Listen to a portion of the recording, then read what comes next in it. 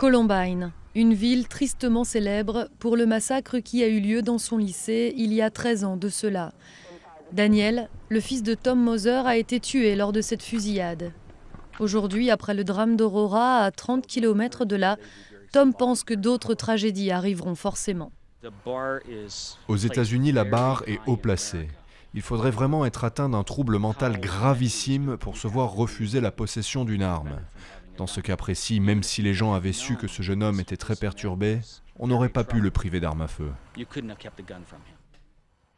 Ce danger paraît de plus en plus proche pour Jessica et Samantha qui n'avaient que 5 ans à l'époque du massacre de Columbine.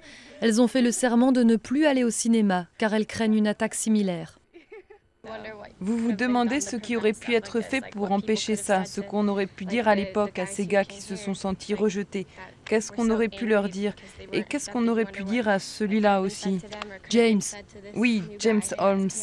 Qu'est-ce qu'on aurait pu dire pour le stopper? Parce qu'il s'agit d'innocents quand même.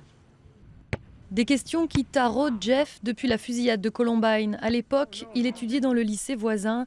Il pense que restreindre le port des armes ne changera rien. Beaucoup de gens parlent du port d'armes, ils sont pour ou contre. Je ne pense pas que ça change grand-chose, vu le fonctionnement de notre système politique. Il faudrait plutôt mettre l'accent sur la santé mentale. Ces jours-ci, la douleur est très vive pour les familles de Aurora dans le Colorado.